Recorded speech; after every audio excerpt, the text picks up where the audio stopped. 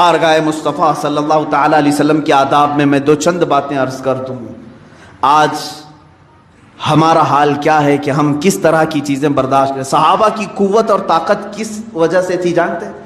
صلح حدیبیہ کے موقع پر کسرا جو ایران کا سپر پاور تھا، وہاں سے ایک شخص بھیجا گیا قاصد بنا کر کے، دیکھو محمد صلی اللہ علیہ وسلم نے کتنی طاقت جمع کر لی ہے، کتنے ان کے پاس فوجی ہیں، سامان جنگ کتنا ہے، کیونکہ یہ بڑے بڑے بادشاہوں سے لڑنے کے چیلنج دیتے جا رہے ہیں، ملک کا ملک فتح کرتے جا رہے ہیں، ان کے پاس طاقت کیا ہے وہ دیکھو۔ عروہ بن مسعود ثقفی ایک شخص آیا صلح حدیبیہ کے موقع پر، حضور پاک صلی اللہ تعالیٰ علیہ وسلم کو اس وقت مکہ والوں نے عمرہ کرنے کے لیے روک دیا تھا، نہیں جانے دے رہے تھے، 1400 صحابہ تھے صرف۔ ایران کی سپر پاور، قیصر ملک روم کا سپر پاور، یہ لوگ قاصد بنا کر کے بھیجیں، دیکھ کر کے آؤ محمد ہماری سلطنتوں کو ہلانے کی بات کرتے ہیں، کون سی طاقت جمع کی ہے۔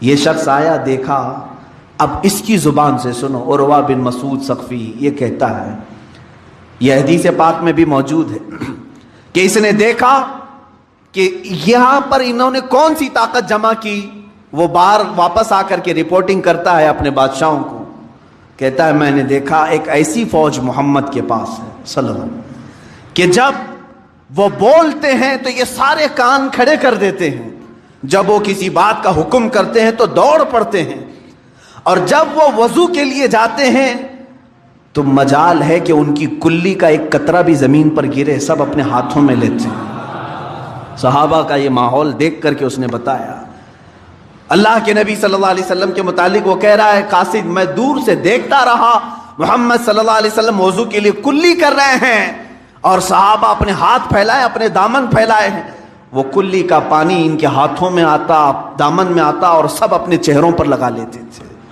ایک قطرہ بھی زمین پر گرنے نہیں دیتے تھے۔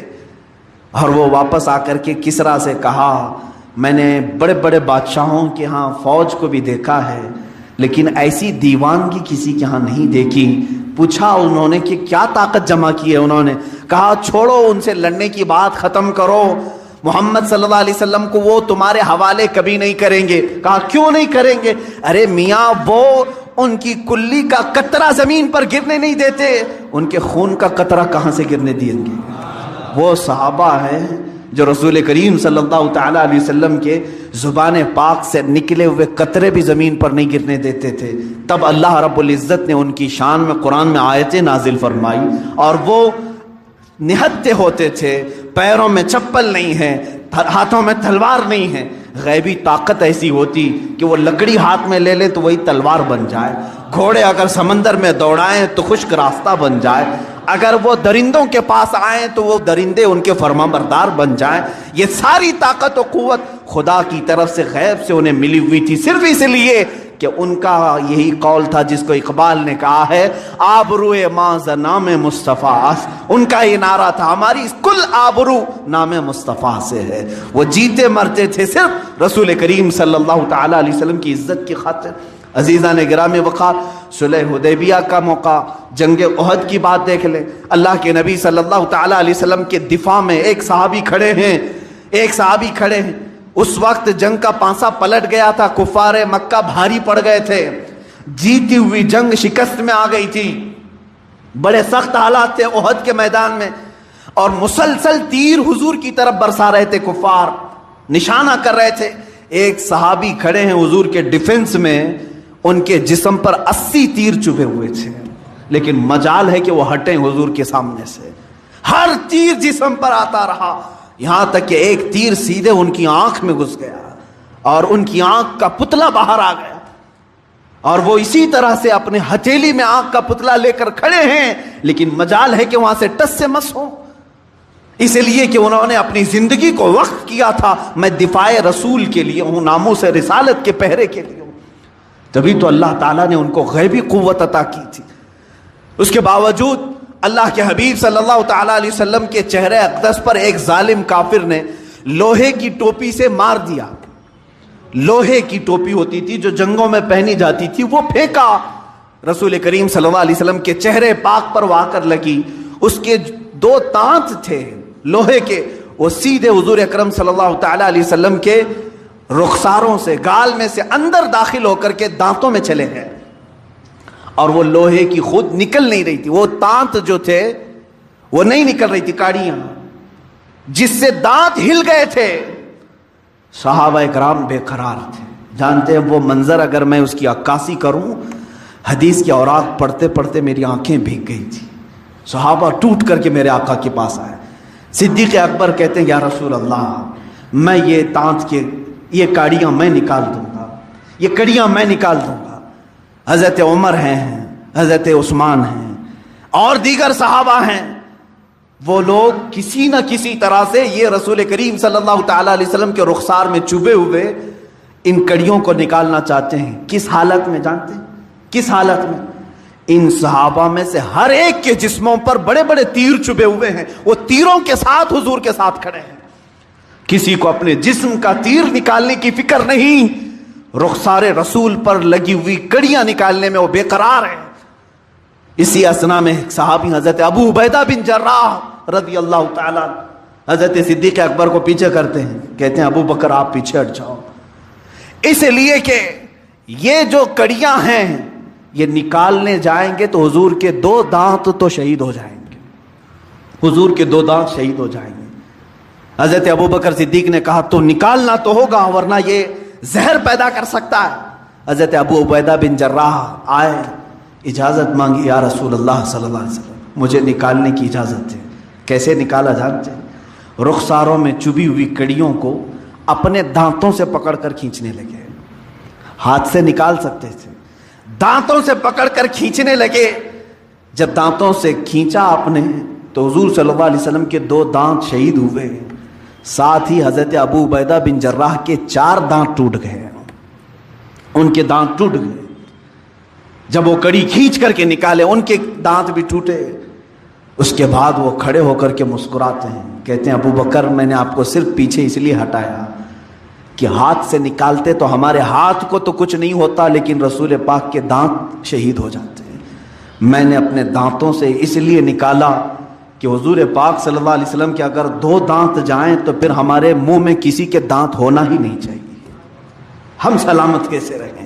جب میرے دانت گر گئے تو مجھے اللہ رب العزت کی ذات پر یہ یقین ہوا کہ مولا تبارک و تعالیٰ مجھے معاف فرمائے گا کہ میرے بھی کفارے کے طور پر دانت گئے ہیں. وہ صحابہ کی الفت تھی میرے عزیزوں, وہ صحابہ کی الفت تھی.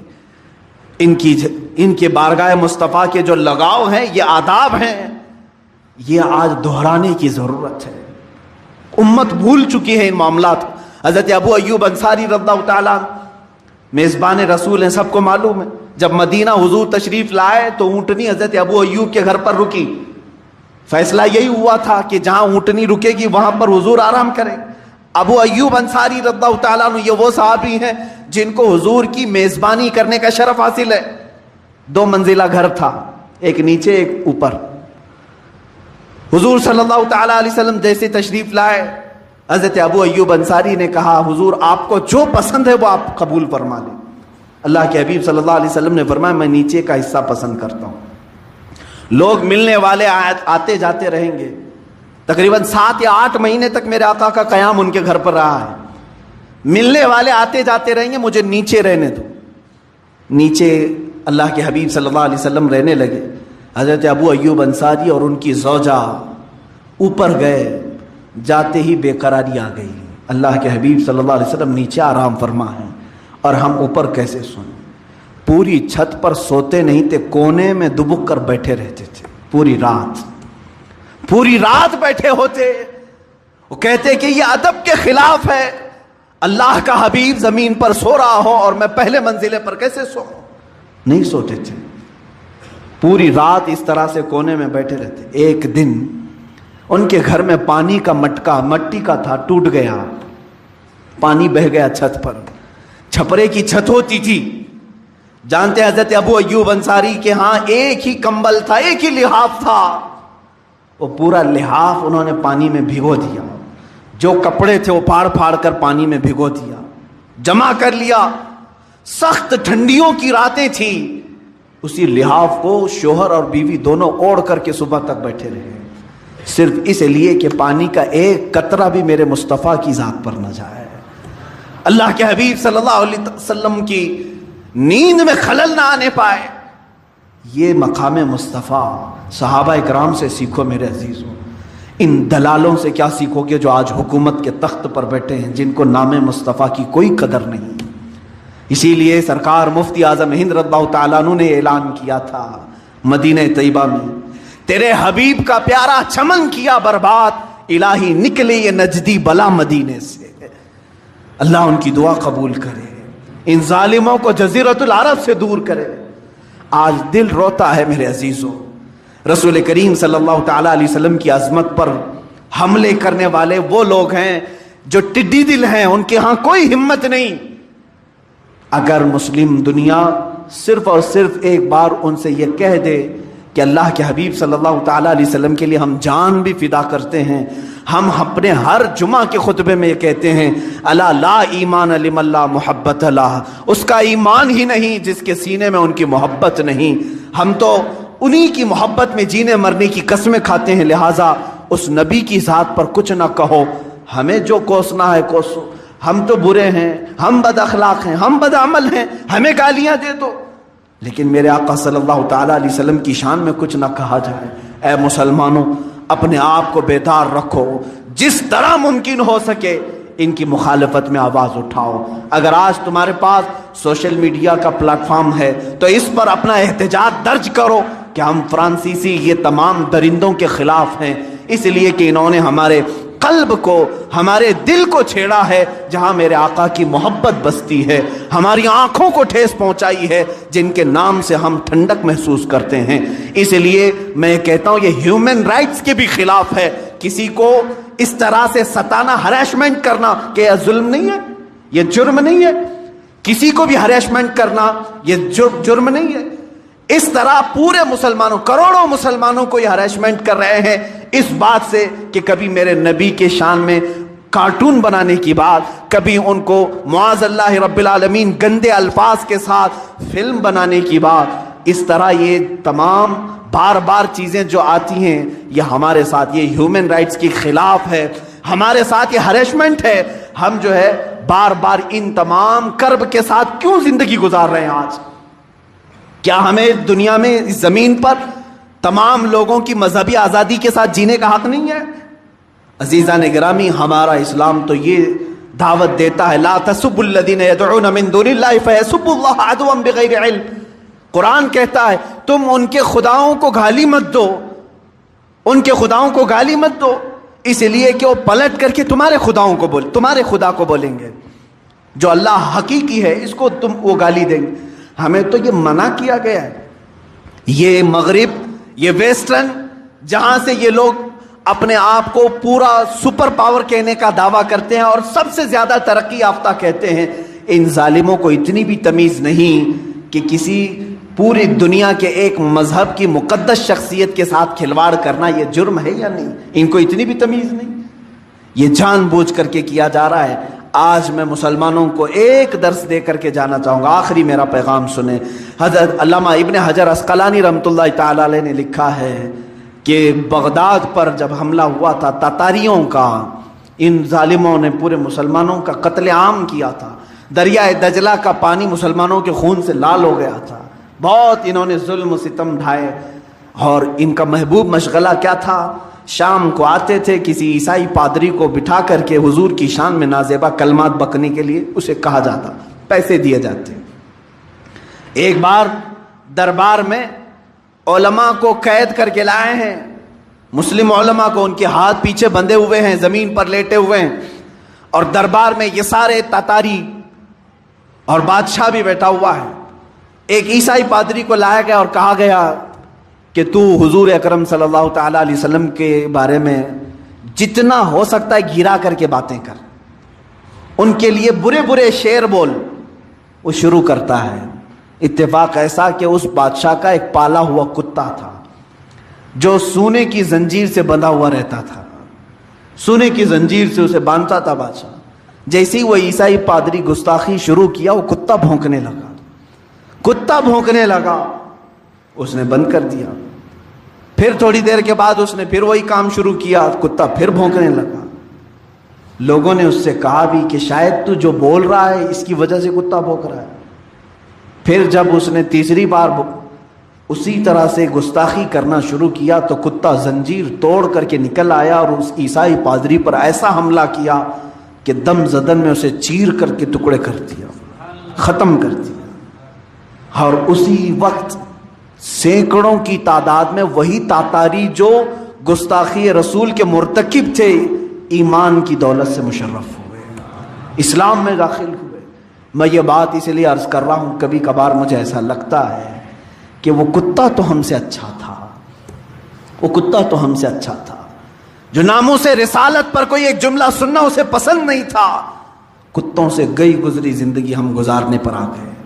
اسی طرح میرے آقا صلی اللہ تعالیٰ علیہ وسلم کا وہ خچر جس پر آپ سواری کرتے تھے, یعفور نام تھا, اتنا عقلمند تھا, اتنا عقلمند. خیبر کے موقع پر حضور صلی اللہ تعالیٰ علیہ وسلم کو گفٹ میں ملا, ہدیے کے طور پر ملا. جب حضور صلی اللہ علیہ وسلم نے اس کو لیا تو وہ اپنا سر ہلانے لگا, وہ اپنی زبان میں کچھ کہنے لگا.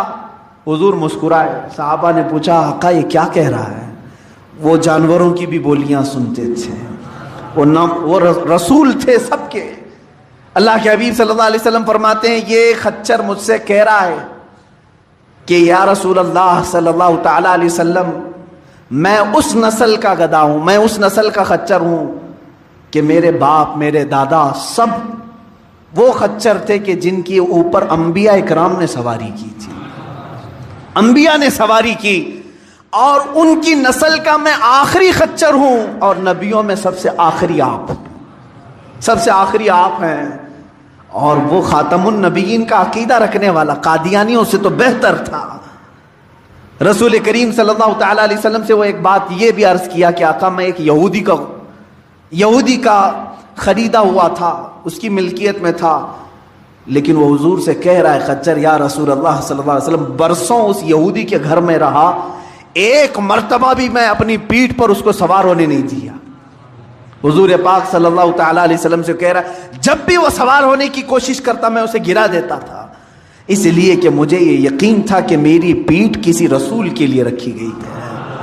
اسی یعفور کو دیکھیں جب میرے آقا صلی اللہ تعالیٰ علیہ وسلم کا وصال ہوا, اللہ کے حبیب صلی اللہ تعالیٰ علیہ وسلم جب کسی صحابی کو بلانا ہوتا تو اسی یعفور کو بھیجتے تھے خچر کہ جاؤ عثمان بن عفان کو بلا لاؤ, جاؤ عمر ابن خطاب کو بلا لاؤ. یہ سیدھے اسی صحابی کے گھر جاتا, ان کے دروازے کو اپنے سر سے ٹھوکتا, دروازہ کھلتا, وہ اپنی دم سے اشارہ کرتا, صحابہ سمجھتے کہ رسول کا بلاوا آیا ہے. حضور کا قاصد بن کر کے صحابہ کے گھر جاتا.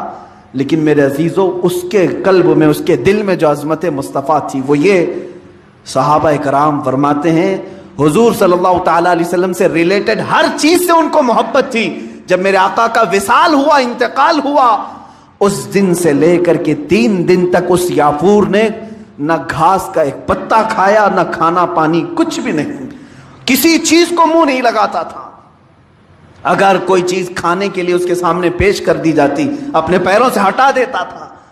صحابہ روتے تھے اس عمل کو دیکھ کر کہ بغیر مصطفیٰ کے یہ کھانا پسند نہیں کرتا. 3 دن کے بعد جس کنویں سے آخری مرتبہ میرے آقا صلی اللہ علیہ وسلم نے غسل فرمایا تھا, بیر غرس, جہاں کا پانی یہ روایات میں ہے کہ وہاں جا کر کے دن بھر بیٹھ کر روتا تھا, اور تیسرے دن اسی میں چھلانگ لگا کر کے فوت ہو گیا. اس جانور نے یہ درس دیا کہ بغیر مصطفیٰ کے تو یہ جینا بھی بیکار ہے. جو نبی کی محبت میں جیا ہو اسے نبی کو چھوڑ کر کے جینے کا کبھی لطف آ ہی نہیں سکتا.